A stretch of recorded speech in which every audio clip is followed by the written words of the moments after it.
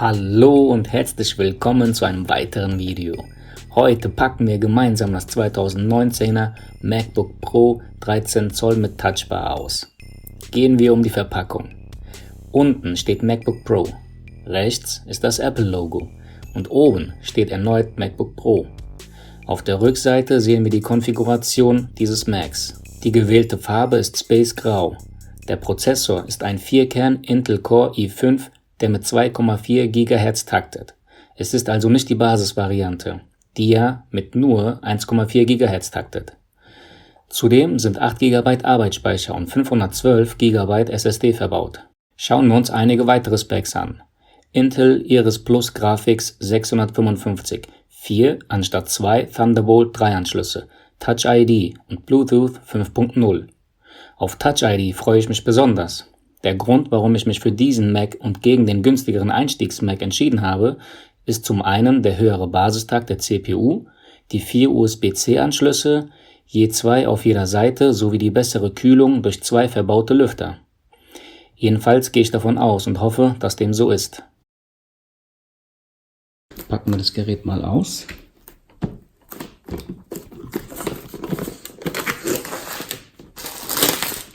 Entfernen wir mal die Folie.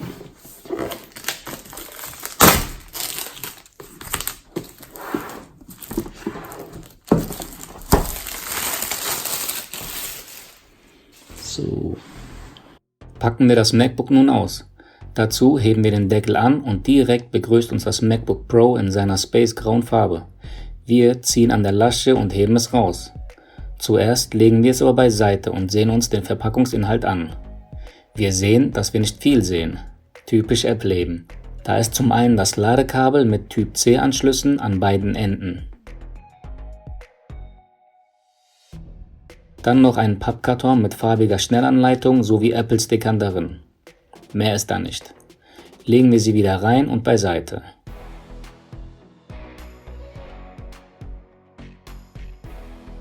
Nun das Netzteil.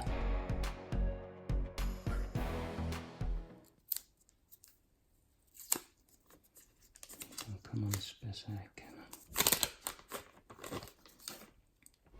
Es liefert einen Output von 61 Watt und besitzt einen USB Typ C Eingang.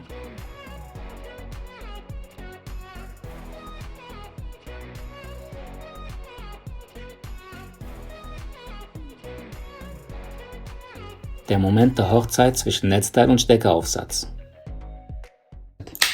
Zack. Wunderbar. Dann kommen wir jetzt zum eigentlichen Hauptstar. Das kann weg. Kommt zum MacBook. Ziehen an der Lasche.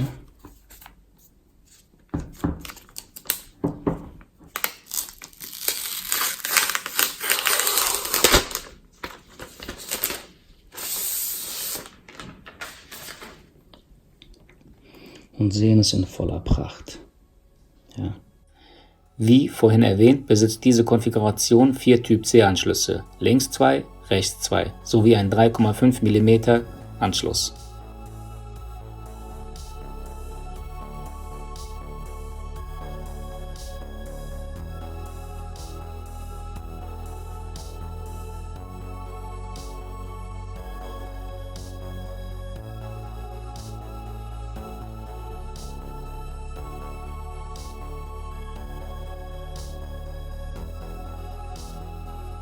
Abgesehen davon befinden sich hier und hier ungefähr 2 Lüfter, wohingegen bei der Basisversion nur ein Lüfter verbaut ist.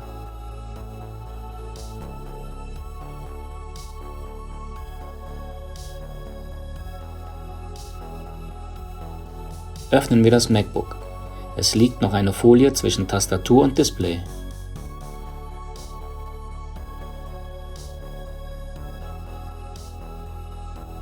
Hier sehen wir das riesige Trackpad, die Touchbar mit dem Touch ID Sensor sowie die dritte und neueste Generation der Butterfly Tastatur.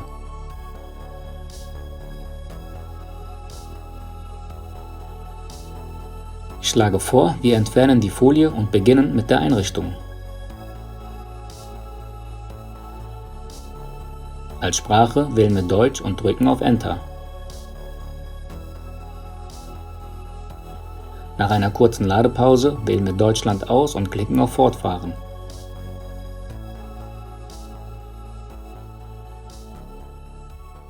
Als nächstes verbinden wir uns mit dem heimischen WLAN. Dazu wählen wir unseren Router aus und tippen das Passwort ein. Danach erscheint ein Fenster mit Infos zu Daten und dem Datenschutz. Nach einem Klick auf Fortfahren werden wir im nächsten Schritt gefragt, ob wir Daten von einem anderen Mac oder einer Festplatte auf unser neues MacBook übertragen möchten. Das tun wir nicht und klicken auf Fortfahren.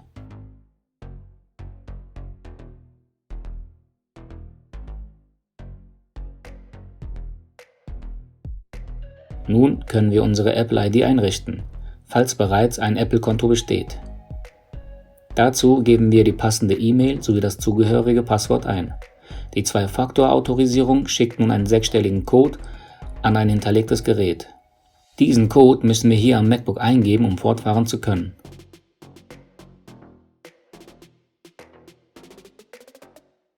Nun kommt die nervige AGB-Bestimmung, die man akzeptieren muss, um das Gerät verwenden zu können. Wir klicken auf Akzeptieren und danach erneut auf Akzeptieren. Jetzt haben wir die Möglichkeit, einen Namen für unseren Mac zu vergeben, sowie ein Passwort.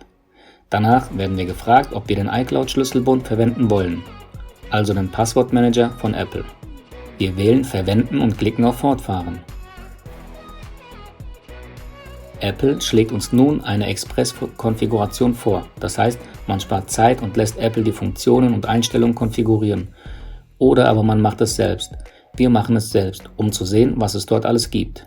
Also wählen wir Einstellungen anpassen. Als erstes können wir die Ortungsdienste aktivieren. Das machen wir und klicken auf Fortfahren. Danach haben wir die Möglichkeit, Analysedaten zur Verbesserung an Apple zu senden. Das werden wir nicht tun und wählen beide Punkte ab und klicken auf Fortfahren. Hey Siri einrichten. Ja, das können wir gern machen. Auf geht's. Hey Siri. Hey Siri, öffne den Ordner Dokumente.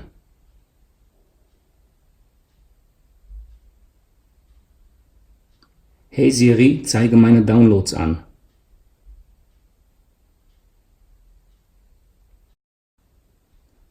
Hey Siri, wie ist das Wetter?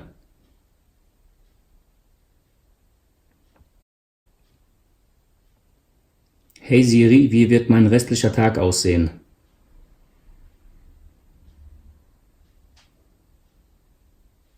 Hey Siri ist endlich bereit und jetzt werden wir gefragt, ob wir all unsere Dateien aus den Ordner Dokumente und Schreibtisch in die Cloud schicken wollen. Das machen wir nicht, da die kostenlosen 5 GB recht schnell aufgebraucht sind und man danach ständig genervt wird, ob man mehr Speicher kaufen möchte. File Vault Volumenverschlüsselung. Was für ein unpraktisch langer Name für eine Festplattenverschlüsselung. Kurz und knapp, ja, machen wir. Touch ID, darauf freue ich mich wirklich. Also Finger auflegen.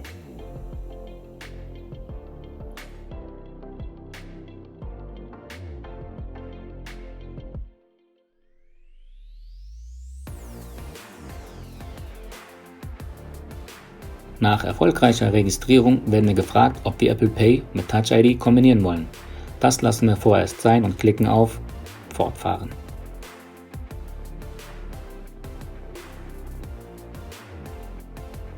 Jetzt können wir den hellen oder dunklen Modus wählen. Wir belassen es beim hellen und klicken auf Weiter. True Tone Display Funktionalität von den iPhones aktivieren wir. Hier sehen wir den Unterschied ein paar Mal.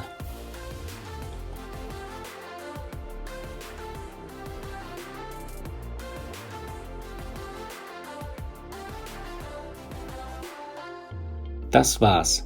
Der Mac wird konfiguriert und zum ersten Start vorbereitet.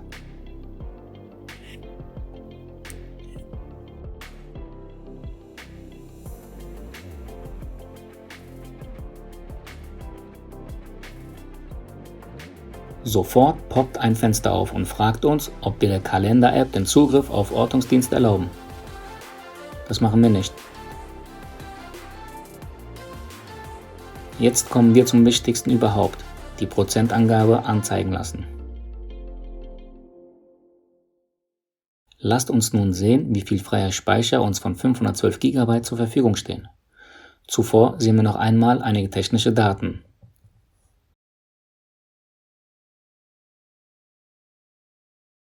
Uns stehen 478 GB zur Verfügung. Das ist eine Menge, sollte eine Weile ausreichen. Kommen wir nun zur aktualisierten dritten Generation der Butterfly-Tastatur. Wie fühlt sie sich an? Ich mag den kurzen Anschlag und laut sind die Tastenschläge auch nicht. Gefällt mir also. Schauen wir uns noch kurz das Display bzw. die maximale Helligkeit von 500 Nit an. Wow, es wird tatsächlich sehr hell. Das hilft unter freiem Himmel enorm. Das soll es gewesen sein für dieses Video. Vielen Dank fürs Zusehen. Ihr könnt euch nun andere schöne Videos anschauen und ich lasse mal nach Updates suchen. Macht's gut und bis zum nächsten Mal. Ciao.